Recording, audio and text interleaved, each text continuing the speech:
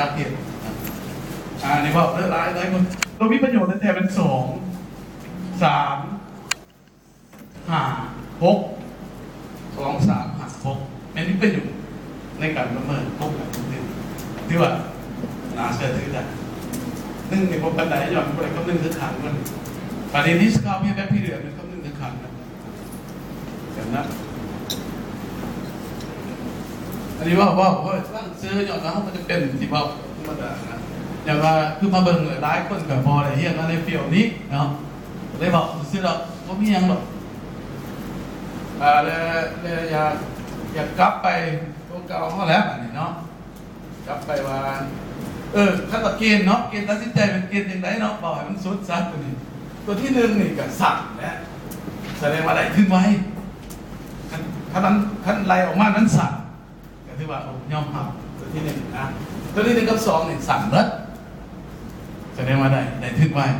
เนาะอันนี้ตัวที่3นี่แมนเกณฑ์ยอมรับเนี่ยใหญ่กว่า0ตัวที่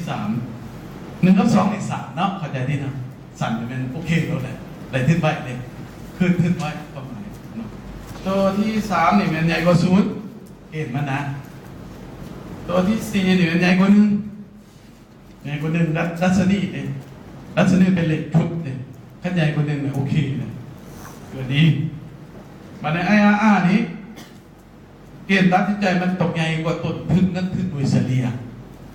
WACC นะถ้าว่าใหญ่กว่าWACC เนี่ยโอเคนี่ว่าเกณฑ์มันตัวที่ห่างเนาะเกณฑ์ตัวที่ห่าง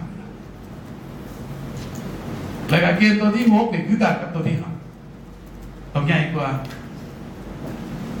WACC แต่ว่าคนนั้น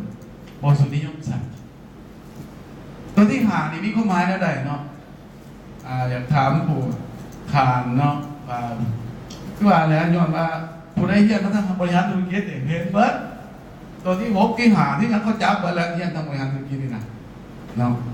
แต่ว่าผมบอกว่าผลการเรียนมันจะเที่ยวอื่นนะเข้าใจบ่นะท่านเนาะถ้าบ่เข้าใจก็ถามกันบ่มีแน่นอนเนาะห้องสินะอันนี้เขายังไม่ทันได้เห็นจังเนาะห้องลงนึงเห็นเขาก็ใส่เวลาไปน้อยเนี่ยสิบ่ใส่ต้นดอกให้ได้เพิ่นเฮ็ดเองนะเนี่ยมีแต่เขาสิบอกว่าสีผ่านเป็นไรเอาสีมันบอกว่ามีคอมว่าทุกคนเนาะมันแบบเขาได้ไปมันได้แต่ละกลุ่มก็จะมีคอมของแต่ละคนเป็นใหม่สำหรับผู้ใดยังไม่มีคอมได้จะไม่ได้เป็นคอมได้ก็ผู้บริหารใส่มันนะใส่คอมก็ได้ใส่ฮะเอาอันนี้ว่าบอกให้ฟังเกณฑ์เนาะเกณฑ์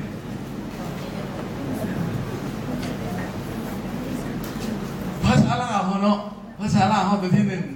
1กำลังมาผลทางกับพวกเข้าใจได้เนาะอันนี้มาแต่พวกนี้มันฮะกี่คนตัว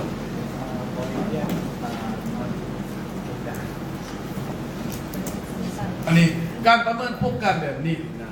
แล้วคนเขาจะผิดโมเมนต์มันประเมินโครงการที่เห็นแล้วไหนบางคนบอกเข้าใจดีนะแล้วก็เราข่อยเคยเรียกประเมินโครงการตัวว่าจากอะไรประเมินโครงการหรือประเมินแผนธุรกิจที่พอท่านได้ลงมือเฮ็ดเข้าใจดีเนาะเพราะมันสุดแต่แล้วคนบอกเรียกมาได้ประเมินโครงการหัว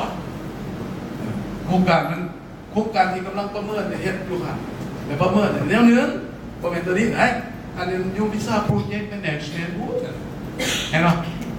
ประเมินตัวนี้ก็น่าจะมาแล้วอันนี้ประเมินโครงการลงขึ้นที่ว่าท่านเห็นหรือว่าประเมินแผนธุรกิจนะก็สักษาการขับเคลื่อนนี่แหละเนาะคือตัวที่1นี่เขาเอ่ยว่าระยะเวลาเนี่ยถึงคืน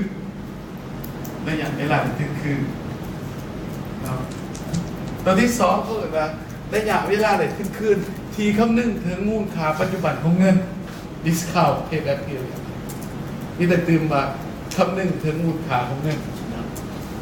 อย่างเราเงินตามเวลาเลยเวลาเปลี่ยนไปมันอันที่สามเนี่ยมูลค่าปัจจุบันสุทธิไม่ได้ยังมูลค่าปัจจุบันสุทธิเนี่ยแต่บางคนผมเข้าใจอีกเนาะมันแมนเขาจะไล่กระแสเงินสดนี่นะมันเป็นมูลค่าปัจจุบันเนาะกระแสเงินสดจ่ายกระแสเงินสดหับมันเป็นมูลค่าปัจจุบันด้วยกันมาเป็นมูลค่าเงินลงทุนแบบนี้น้ำกันแต่พอโลกกันขั้นออกไงก็ซื้อเนี่ยโอ้ถือว่ากำไรเลยได้ประมาณสักนะอันนี้เขาเอ่ยมามูลค่าประโยชน์ที่บางคนแบบไม่ยากมูลค่าประโยชน์มากกว่าอะไรมูลกระแสเงินทั้งสองอย่างเงินสดจ่ายเงินสดหับเนี่ยมันเป็นมูลค่าเรื่องวันนี้มือเดียวกันแต่มันโลกกันนะท่านใดจะซื้อเนี่ยโอเคความหมายมันนะบอกอีกสักวันนี้ตัวที่สี่ก็คือดัชนีกำไรกับเป็นคิดไรมูลค่าปัจจุบันของเงินลงทุนคิดไรมูลค่าปัจจุบันของเงินไหลมาและมาหารกันบนนี้มันลงต่างกับตัวสามหนึ่งนี่แต่หารตัวนั้นตัวสามหนึ่งลงตัวสี่หาร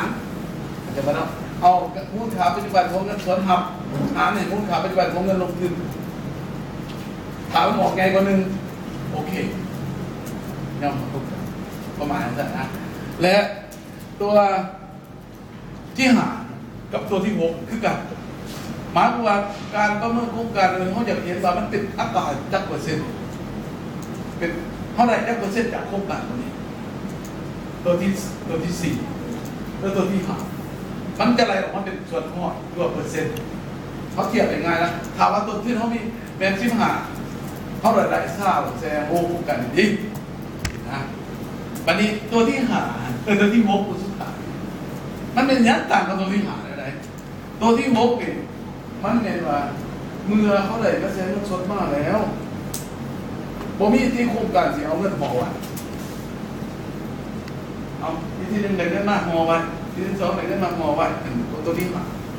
ใครเก็บที่หาเป็นเรื่องนั้นบ่ได้เอาเงินลงทุนต่อแต่ในความเป็นจริงของธุรกิจเนี่ยบ่มีเขาบอกเงินลงขึ้นมามีแต่เอาไปลงทุนต่อขั้นสันนั้นถึงตัวที่หกเขาเกิดว่าเอ็มไอภาษาอังกฤษก็ modify ที่ตัวหมายความว่าเป็นอัตราผลตอบแทนภายในโครงการที่ได้ปรับแต่งเนี่ยเมื่อไรเงินลงทุนมากเขาจะเอาไปลงทุนต่อ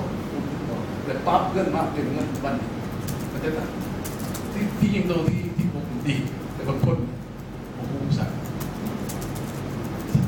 ในประเทศที่เจริญแล้วเขาสั่ง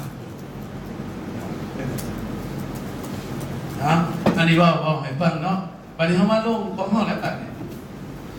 คิดอะไรจังไรเนาะเขาถามกันเนาะไอ้ตัวเนาะแต่เขาไปเบิ่ง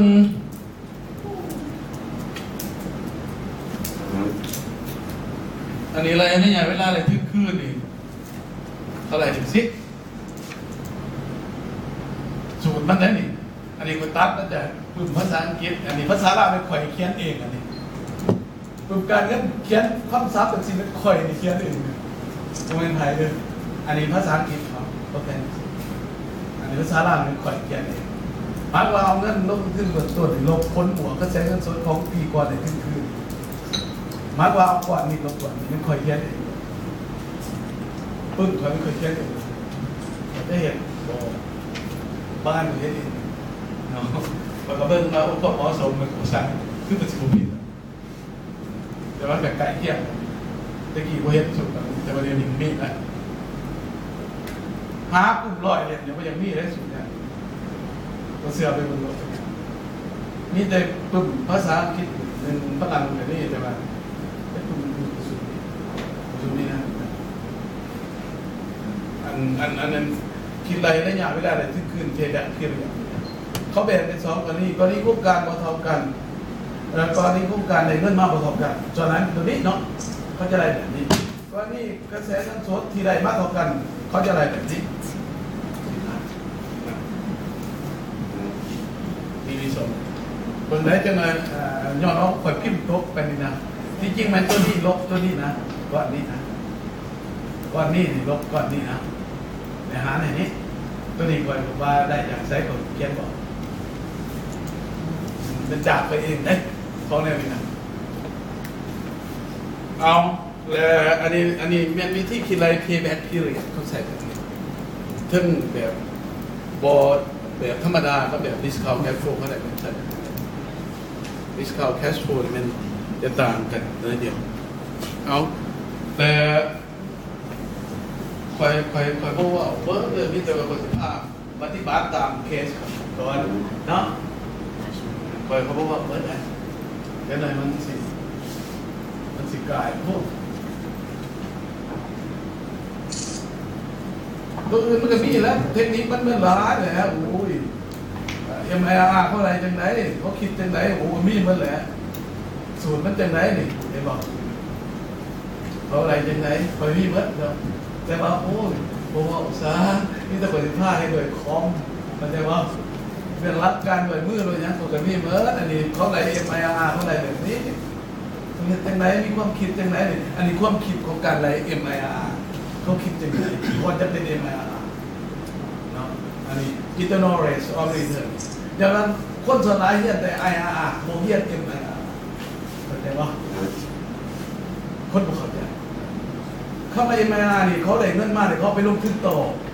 เห็นป่ะผมมีที่ธุรกิจเอาเงินหอมไว้มีแต่ไปลงทุนต่อมาเป็น terminal value เลยปั๊บมาสิอันนี้ของที่คนประสบเรียนบ้านเท่าไหร่บอกบ้านนี่เขาเรียนเลยบ้านเท่าถ้าตัวนี้มันนับแบบไม่ยันแบบเคยใส่ในIRRใช่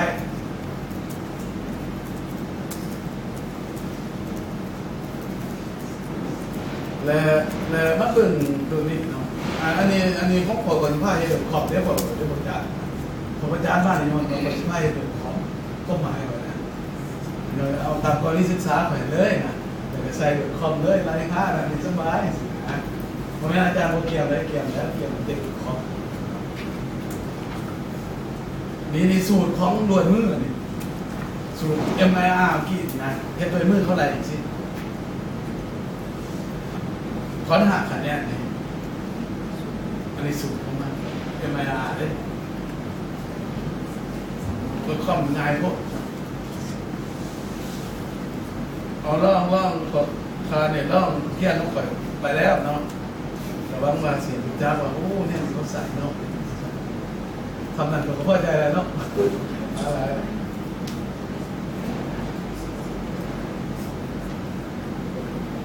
นะแต่ทีนี้เป็นตัวจริงเข้ามาเนี่ยตัวจริงนี่เป็นได้ดีเนาะเอา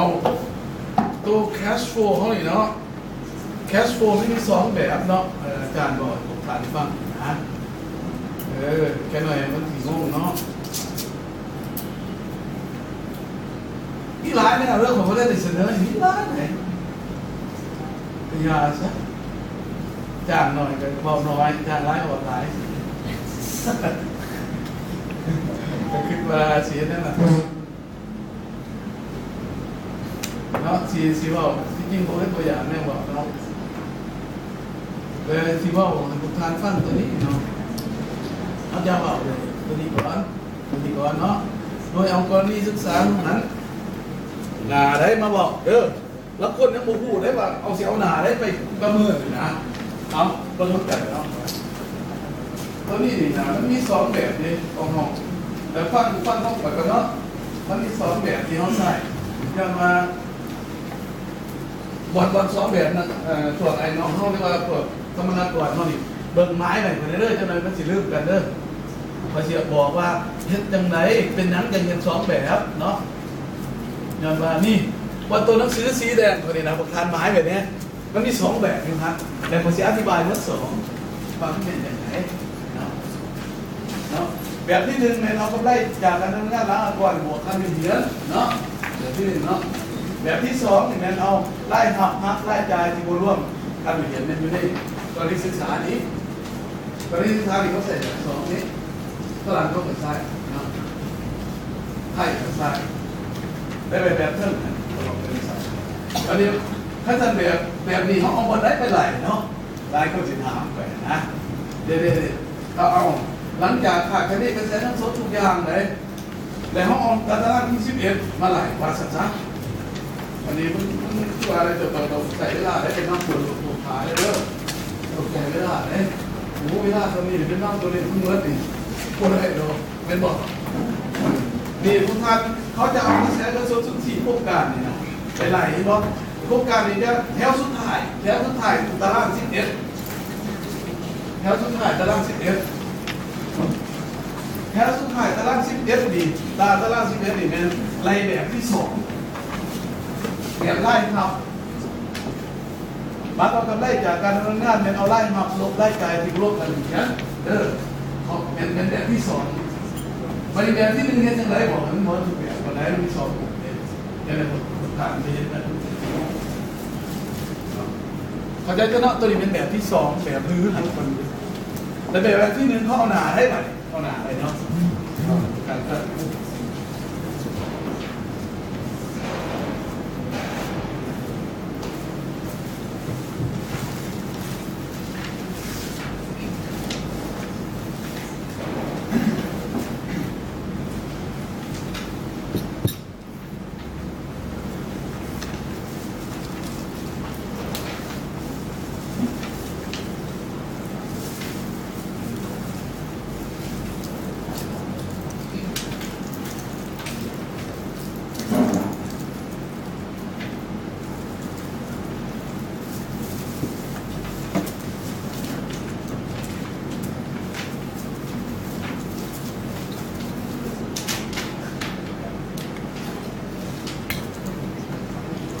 แบบที่2นี่เข้าหนา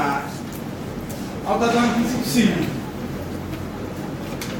แต่ต้องบวกกับค่าผมบอกที่บอกที่ผมเพิ่มตัวผิดเปล่า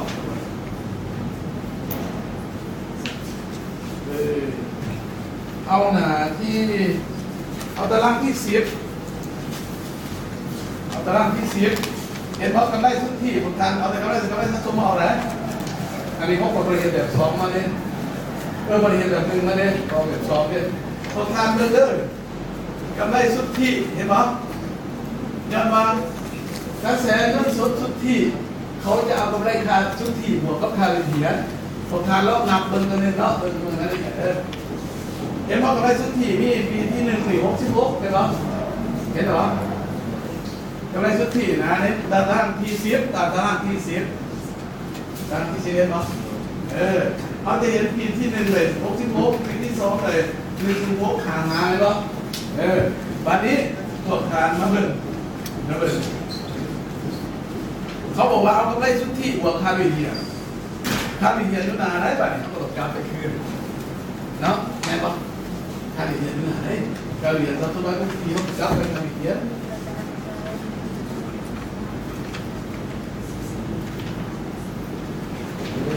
เห็นไหมได้ไหมไปพยายามเห็นผลการนี่เข้าใจที่สุดที่ได้เจ็บเลยการเรียนเนาะไปเบิ่งตารางนักการเรียนเด้อการเรียนในผลการได้เห็นอยู่จากตารางที่3ก็เห็นการเรียนสัตว์ตัวต้นปีเห็นเนาะเห็นเอาการเรียนตัวนั้นนะไปบวกใส่ลบบวกใส่เบิร์ดมันจะขึ้นกันกับตัวตารางที่11เห็นแล้วเราไหมบ้างขึ้นหนาที่เลยตารางที่3นะที่7เห็นเอาค่าวิเทียนสับตัวต้นปีนะ8-2นะเรียกเป็นแถวเลยนะไปบวกใส่ตารางที่10เป็นบอลเขาบอกกันไปบวกใส่กันได้ทุกที่ตารางที่10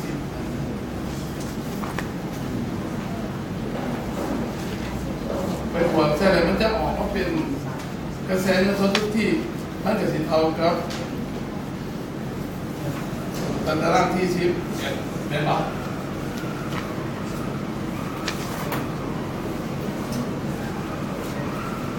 เกี่ยวกับตารางที่11แน่นอน